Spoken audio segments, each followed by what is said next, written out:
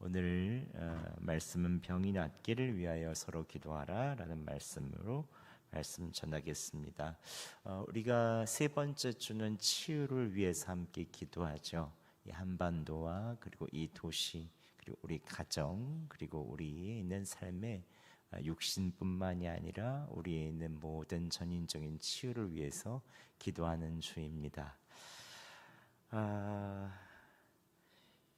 2015년 한국일보에서 기사가 났는데 부산 황령산에서 살려주세요, 제발 살려주세요 하는 비명 소리가 들려서 비가 부슬부슬 내리는 새벽 2시에 들렸다는 거예요. 그래서 인근의 최모 씨가 곧바로 112에 신고를 했다고 합니다.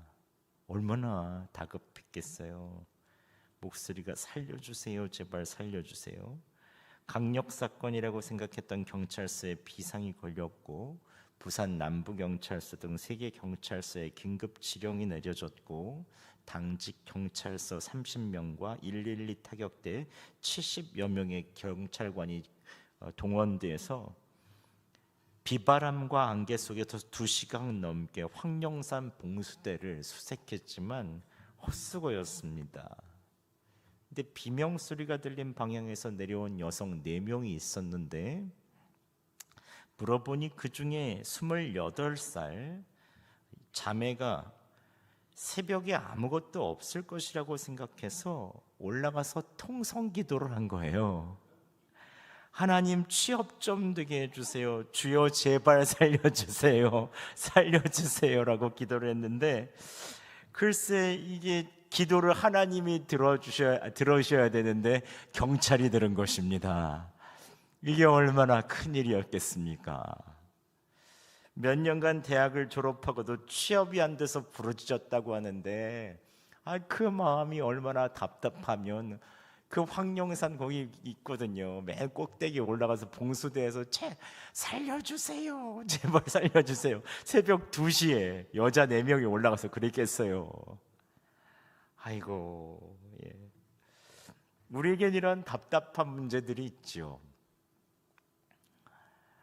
대학을 졸업했어도 갈 곳이 없을 때 젊은이들이 답답하죠. 또 점점 빚은 많아지는데 갚을 곳이 없을 때 재정의 문제를 보면 답답해집니다. 그리고 근데 가장 힘든 문제 중에 하나는 이 건강의 문제입니다. 육신이 병들면 그것만큼 답답한 게 없죠. 혈압과 당뇨 수치가 높아져서 떨어지지가 않을 때 답답하죠. 허리와 무릎과 근육이 아파서 걷거나 서 있기조차 힘들 때 한 권사님이 허리가 아프셔서 새벽 기도 때 여기 언덕 올라오기가 너무 힘드시다는 거예요. 제가 그때마다 마음이 많이 아프죠. 눈과 귀에 이상이 생겨서 눈이 보이지 않거나 갑자기 어지러워질 때, 면역이 떨어지고 대상포진이 와서 몇 번이나 뼛속 깊이 아픔을 느낄 때, 갑자기 원치 않는 암이 찾아왔다는 소식을 들을 때, 우리의 건강에 적신호가 켜질 때 우리는 삶의 질뿐만이 아니라 마음에 큰 낙심이 들죠. 답답함이 옵니다. 이 치료를 받아도 잘 개진 별로 이렇게 나음이 보이지 않을 때 마음도 우울해지죠. 그런데 하나님께서는 오늘 육체의 질병이 있을 때 기도하라고 말씀하십니다. 믿음을 가지고 기도하라고 말씀하십니다. 함께 15절 말씀 저희가 봉독하겠습니다. 시작. 믿음의 기도는 병든 자를 구원하리니 주께서 그를 일으키시리라. 혹시 죄를 범하였을지라도 사하심을 받으리라. 아멘. 믿음의 기도는 병든 자를 구원하리니 주께서 그를 일으키시리라.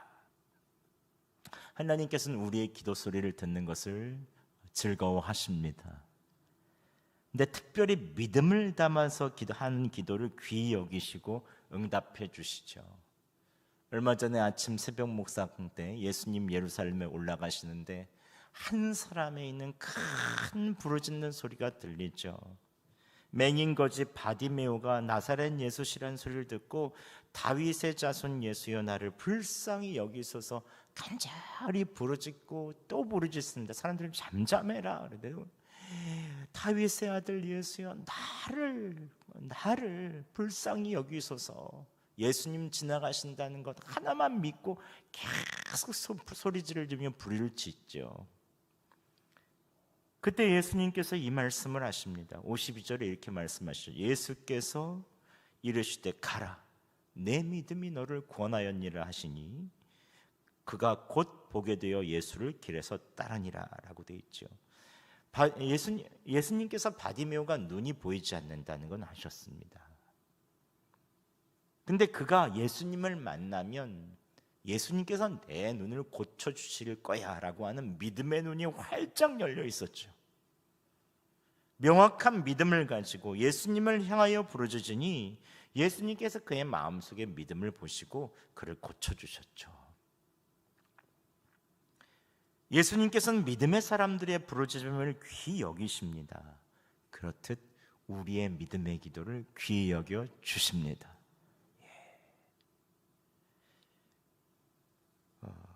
오늘 제가 그런데 이 구절을 묵상하면서 믿음의 기도는 병든 자를 구원하리니 주께서 그를 일으키시리라, 이 구절을 묵상하면서 드는 생각이 있었습니다. 내가 지금까지 정말로 믿음을 위해서 믿음을 가지고 기도했는가? 제가 소망을 가지고는 기도했습니다. 나을 것입니다. 그 소망을 가지고는 기도했는데 믿음을 가지고 기도했는가 다시 한번 돌아보게 되더라고요. 지난주 화요일 중보기도팀 모임이 있어서 나라를 위한 기도 제목, 민족을 위한 기도 제목, 또 한국 교회를 위한 기도 제목, 우리 교회를 위한 기도 제목, 또 병든 분들을 위해서 하는 기도 제목들을 다 뽑으면서 기도하면서 정리하고 있는데 제 마음속에 문득 그런 생각이 드는 거예요. 지난주 주일 말씀이 그랬잖아요. 내 안에 계신 성령 하나님을 바라보면서 믿음으로 기도하지 않으면 우리가 자꾸 우리에 있는 생각과 우리의 마음으로 죄를 저지르기가 쉽죠. 제 이런 믿음의 생각이 들었습니다. 내 안에 계신 성령 하나님을 바라보며 기도해야 되겠다는 마음으로 기도 제목 준비해서 내 안에 계신 성령님, 함께 계신 성령님을 실제로 의식하면서 기도하니까 예전이랑 다르게 마음이 평안한 거예요. 마음이 기쁜 거예요. 하나님이 이거 이미 내 안에서 다 듣고 계시고 역사하고 계시는데 내가 모르는 거구나. 소망을 가지고는 이렇게 해주십시오라고 간절히 부르짖긴 했는데 이게 내 안에 계신 주님이 실제로 이 기도를 받고 계시다는 것들을 의식하면서 기도하지 못했다는 생각이 들면서 회개했습니다. 제가 성령님 바라보면서 기도했다면 벌써 하나님의 역사를 봤을 텐데 이번 선거를 통해서도 다니엘과 같은 신실한 사람이 요소에게 일하게 하여 주시옵소서, 당선되게 하여 주시옵소서, 한반도의 복을 통일, 평화 통일이 되게 하시고 이제 서로 남북한의 대화가 시작되게 하여 주시옵소서, 한국교회가 기도의 붕, 말씀의 붕, 전도의 붕이 있게 하여 주시옵소서. 근데 기도할 때는 믿음이 있어서 충만해지다가도 또 기도가 끝나면 똑같이 또 이렇게 되는 거구나, 자꾸 잃어버리기가 쉽거든요. 왜냐하면 그 기도를 이루시는 주님을 바라보지 않으면 자꾸 그것에 대한 소망으로 그치게 되는 것입니다. 그래서 그 기도를 이루시는 그 주님을 바라봐야 되는 거죠. 기도 제목이 응답받는 것만 바라게 되면 믿음이 쉬 생기거나 사라지기 쉽습니다. 하지만 기도 제목을 이루시는 분을 믿음으로 바라보면 그분이 실제로 내 기도를 들으시고 계심이 믿어지면 그때부터 평안이 오는 거예요. 여러분, 병이 고쳐지는 것을 믿는 것은 어려워도 예수님 믿기는 쉽잖아요. 안 그러세요? 제가 너무 어려운 얘기를 하고 있는 건가? 아니죠. 한 선교사님이 선교지에서 밤에 병원도 먼데 딸이 너무 열이 나서 간절히 기도했다고 합니다. 병을 고쳐주세요, 고쳐주세요. 근데 병이 밤새도록 기도해도 열이 떨어지지가 않는 거예요.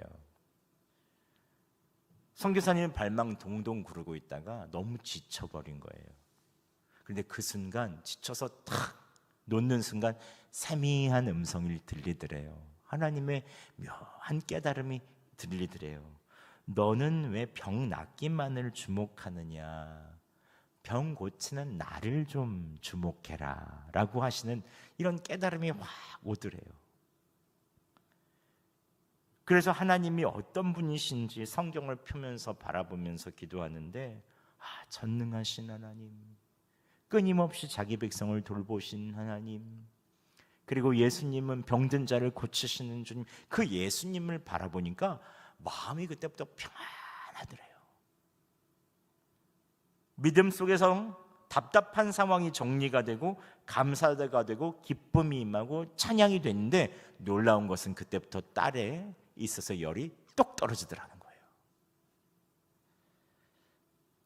많은 성도들이 병 낫기를 위해서 기도할 때 병 나을지 기도는 하지만 믿음이 잘 안 생긴다 하시는 분도 계세요. 하지만 하나님께서 원하시는 것은 기도 응답이 되는 것을 믿는 것이 아니라 예수님을 믿기를 원하십니다. 이게 중요한 거죠. 우리의 병을 고치시는 예수님을 신뢰하시기 바랍니다. 그분을 믿고 기도하시기 바랍니다. 그러면 주님께서 역사하여 주시는 거죠.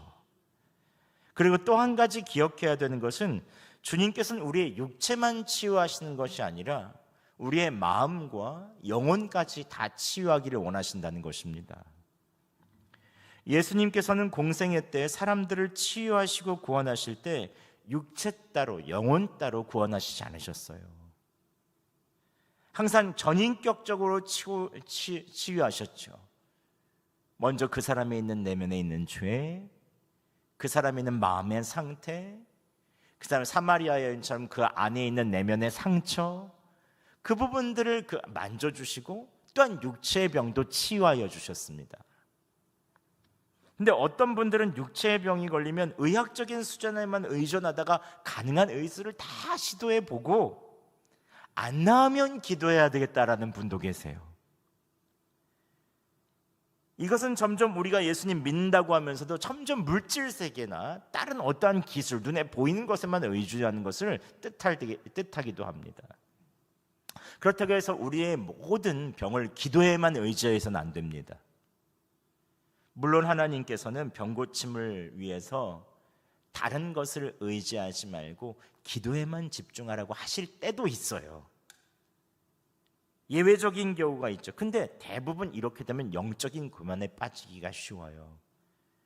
그래서 예전에 기도원 원장님들이나 은사를 가지신 분들이 기도만을 고집하다가 교만에 빠지거나 쉽게 고칠 수 있는 병들도 크게 만들 때가 많죠. 여러분, 목회자, 의학자, 상담자, 이런 구분들은 아주 현대에 와서 이루어진 것입니다. 전에는 모든 사람들이 다 하나였어요. 하나. 그래서 구약 성경에서는 질병이 의심스럽거나 피부병이 있을 때 제사장에 가보라고 얘기하잖아요. 예전부터 기도와 의술을, 그 마음을 들어주는 것들은 통합적으로 이루어진 것이죠. 왜냐하면 하나님께서는 우리에게 기도도 선물로 주셨고 의술도 선물로 주셨고 그 마음을 드는 상담도 선물로 주셨어요. 이것은 분리되어서는 안 됩니다. 그래서 여러분, 육체의 질병이 있을 때 꼭 함께 기도하시기 바랍니다. 그리고 기도하면서 병원 가시기 바랍니다. 가셔야 돼요.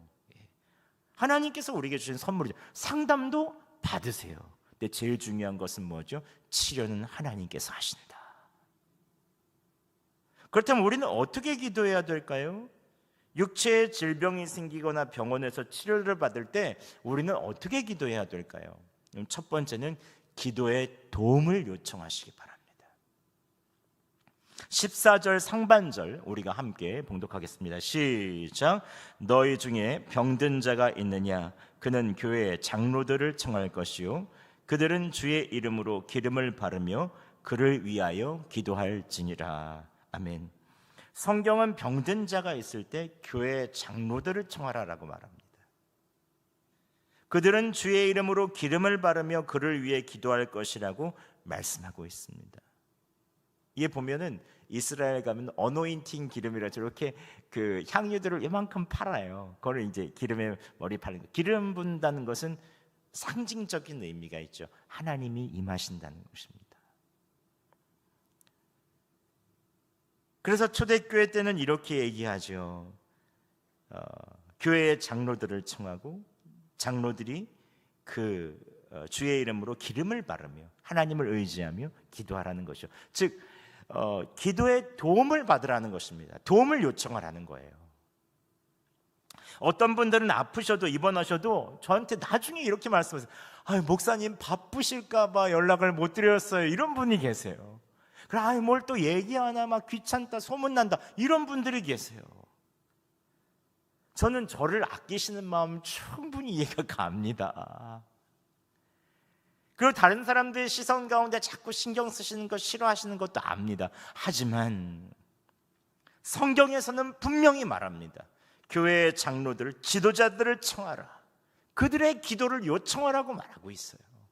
그래야 하나님께서 역사해 주시겠다는 거예요.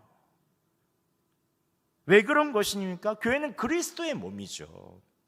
교회는 믿음의 지도자들이 함께 기도하고 그 짐을 나누고 서로를 위해서 끊임없이 영적인 지도를 받으며 함께 기도하는 공동체입니다. 낙심하지 말고 계속 누군가 당신을 위해서 기도하고 있고, 그리고 또 목회자가 성령 하나님을 대리하여 기도하기 때문에 지금 예수님께서 여러분을 위해서 기도하고 계시다. 하나님 우편에서 성령님께서 말할 수 없는 탄식으로 기도하고 있다는 것을 이 교역자나 지도자들이 대신 보여주는 거거든요. 예수님께서는 지도자들이 기도하는 것을 좋아하십니다. 치료의 속도가 훨씬 빨리 일어납니다. 전 많이 봤어요. 그래서 여러분 아프실 때 혼자서 끙끙 앓거나 병원에서 해결하려고 하지 마세요. 작은 병이라도 요청하세요.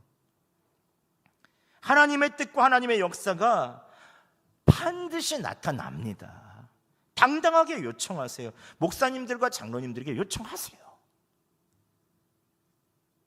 저는 중요한 수술이나 아픈 분들에 관해서 저에게 기도해달라고 요청할 때 마음을 다해서 기도해드리고, 제가 거기에 있어서 막 여러 가지 독감이나 코로나 때문에 어렵다 하면 제가 전화로라도 꼭 연락을 드립니다. 그런데 저는 한 가지 바라는 그림이 있어요. 제가 저희 장로님들께도 말씀드렸는데, 저희 장로님들이 함께 기도하셨으면 좋겠어요. 왜냐하면 그게 성경에 순종하는 거거든요. 오늘 성경이 얘기하고 있잖아요. 교회에서의 장로의 직무는 교회법상 이렇게 되어 있습니다. 장로는 교회의 택함을 받고 7위의 회원이 되어 목사와 협력하여 행정과 권증을 관장한다. 행정과 교인들이 도덕적으로나 신학적으로 부패하지 않도록 권면하고 치리하는 것이 그 첫 번째 역할인데, 두 번째 역할이 이렇게 있어요. 성경에서의 중요한 장로의 책무는 오늘 성경에 나와 있는 것은 교회의 병든 자를 위해서 기도하는 것입니다. 제가 바라는 이상적인 교회는 그래요. 장로님들께서 예배 드리시고 나시면 식사 빨리 내려가지 마시고 살짝 여기 계셔주세요. 그래서 아프신 분들이나 어려우신 분들이 있으면 목사가 같이 기도했으면 옆에서 같이 와서 기도해 주세요. 이게 정말로 좋습니다. 예배 마치면 아프신 분들, 수술 받으시는 분들 굉장히 많거든요. 그때 함께 와서 기도할 때 하나님께서 역사하여 주십니다. 이게 성경이 원하는 동역입니다. 영적인 동역. 그리고 목사가 다 알지 못하는 여러 가지 일들을 장로님들이 성도들에 있는 음성들을 잘 들으시거든요. 성도들의 어떤 일이 있다, 어떤 어려움이 있다, 함께 이야기하고 함께 동역하는 것, 이게 정말로 중요한 일입니다. 여러분 아프실 때 교회 장로님들을 청하시기 바랍니다. 성경에 나와 있어요. 성경에. 주의 이름으로 간절하게 안수하며 장로님들께서 기도해 주시기 바라요. 하나님께서 교회 리더자들의 믿음의 기도를 귀히 받으시고 반드시 치료하여 주실 것입니다. 성경의 약속을 믿어야 돼요. 우리가. 두 번째는요, 여러분, 전인적인 치유를 위해서 기도하시기 바랍니다. 함께 15절과 16절 말씀 함께 우리 봉독해 보겠습니다. 시작. 믿음의 기도는 병든 자를 구원하리니 주께서 그를 일으키시리라. 혹시 죄를 범하였을지라도 사함을 받으리라. 그러므로 너희 죄를 서로 고백하며 병이 낫기를 위하여 서로 기도하라. 의인의 간구는 역사하는 힘이 큼이니라. 아멘. 오늘 말씀은 병든 사람을 위해서 믿음으로 기도했을 때 하나님께서 육체도 치유해 주시면 죄를 사하여 주신다는 것입니다. 즉 육체의 병뿐만이 아니라 깊은 마음에 있어서의 죄까지도 용서해 주신다는 거죠. 죄는 하나님과의 단절이죠. 하나님과의 거리가 멀어졌다는 거죠. 그 관계를 회복시켜 주시겠다는 것입니다. 그 믿음으로 우리가 병나음이 있으면 어떻죠? 하나님이 나를 치유하셨구나 하면서 주님께 더 가까워지죠. 그래서 우리가 기도할 때 보혈을 의지하고 기도하고 보혈 찬송, 맨 처음에 성령님의 인재를 위해서 먼저 보혈 찬송을 막 하죠. 그 이유가 있어요. 하나님과 단절되었던 우리의 관계가 예수 그리스도의 보혈의 공로로 회복되고 가까워지기를 같이 구하는 거거든요. 우리의 힘으로 나아갈 수 없으니 예수 그리스도의 보혈의 공로로 이루어 주시옵소서 하면서 나의 죄를 씻기는 예수의 피밖에 없네. 그러니까 모르시는 분들은 무슨 피냐? 예, 교회만 오면 뭐 이렇게 보혈, 피 얘기를 많이 하냐 이런 분들도 계시죠. 피에는 생명이 있죠. 그래서 예수님께서 우리에게 있는 모든 보혈을 다 쏟으셔서 우리의 죄의 값을 다 치러주신 것입니다. 하나님과의 단절되었던 관계가 예수 그리스도의 보혈로 인해서 다시 회복되는 이 영적 회복과 치유가 사실은 육체의 치유보다 더 먼저입니다. 그래서 우선적이기 때문에 먼저 죄를 고백하라고 얘기하죠. 요한일서 1장 9절 말씀 우리가 함께 봉독하겠습니다. 시작. 만일 우리가 우리 죄를 자백하면 그는 미쁘시고 의로우사 우리 죄를 사하시며 우리를 모든 불의에서 깨끗하게 하실 것이요. 아멘. 어느 날 미국 오레곤주에 있는 토니 캠플로 목사님이 계셨어요. 그 목사님께 한 교인이 찾아와서 암이 낫게 해달라는 기도를 요청했습니다. 캠플러 목사님은 그분의 치유를 위해서 암의 치유를 담대하게 기도했습니다. 근데 일주일 후에 이 캠플러 목사님은 아내분한테 연락을 받았어요. 여보세요, 목사님이 저번에 제 남편의 암을 위해서 기도해 주셨죠? 그래서 암이 나았다는 얘기인가? 굉장히 네, 그렇습니다. 제가 기도했죠? 라고 했대요. 그랬더니 이렇게 말씀하시더라는 거예요. 남편이 죽었어요. 남편이 천국 갔어요. 캠플러 목사는 그 여자분이 또 뭐라고 하실까 봐 가만히 그냥 듣고 계셨대요. 근데 그분이 계속 말했다고 합니다. 목사님 너무 언짢게 생각하지 마세요. 일주일 전에 제 남편은 분노로 가득 차 있었고 자녀들과 손자들의 성장을 보지 못하고 58에 죽을 생각을 하니 너무 억울하다고 하나님을 많이 원망하고 하나님에 대한 분노가 가득 차 있었답니다. 그 모습을 볼 때마다 주위 사람들도 남편과 함께 있는 것이 너무 괴롭다고 했어요. 그런데 목사님이 기도해 주신 이후에 제 남편에게 평화와 기쁨이 생겼습니다. 이상하게 마음이 녹아졌고 평화와 기쁨이 왔다는 거예요.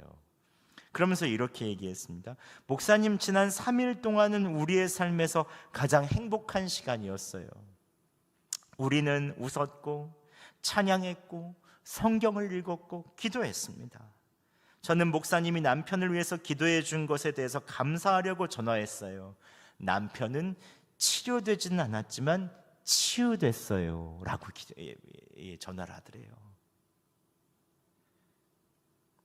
즉 육체 치료는 되지 않았지만 깊은 영적인 모든 부분이 녹아져서 하나님과의 관계가 다시 깊이 회복된 것입니다.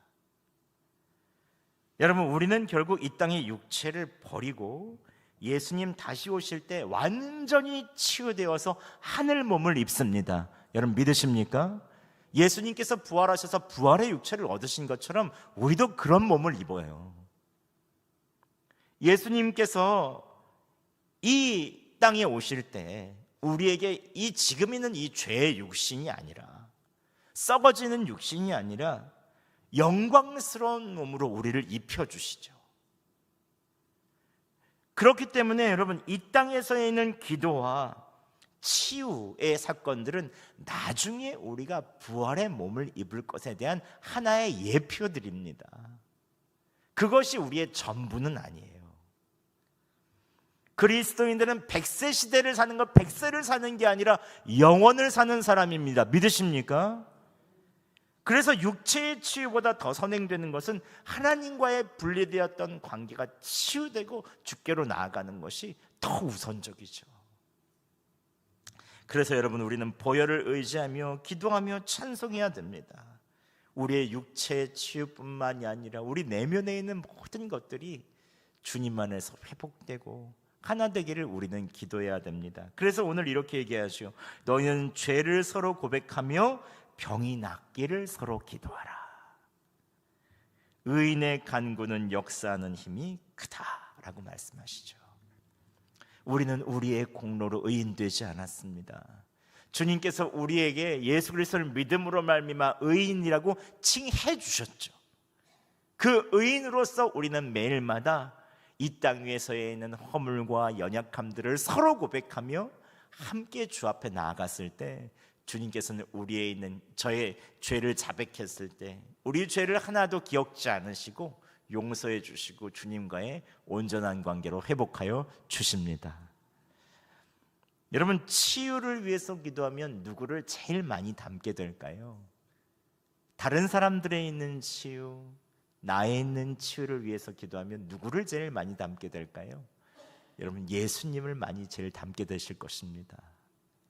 왜냐하면 치유, 아픈 사람에 대한 긍휼한 마음, 그리고 그 사람과 있는 동일한 마음으로 함께 드리는 간절한 기도, 그리고 예수님의 그는 사랑, 그리고 있는 그들의 모습을 받아주시는 그 예수님의 그 넓은 품을 우리가 기도를 통해서 경험하기 때문에 그렇습니다. 그래서 여러분, 치유를 위해서 오늘도 기도하시기 바랍니다. 예수님께서 여러분을 많이 닮게 하여 주실 것입니다. 그래서 오늘도 함께 전인적으로 기도하시고 믿음으로 기도하시고 또 전체 여러분 교회에다가 기도를 요청하시며 함께 그 기도를 해나가실 때 하나님께서 여러분에 있는 모든 연약함들을 불쌍히 여기시고 하나님께서 새롭게 역사하여 주실 것입니다.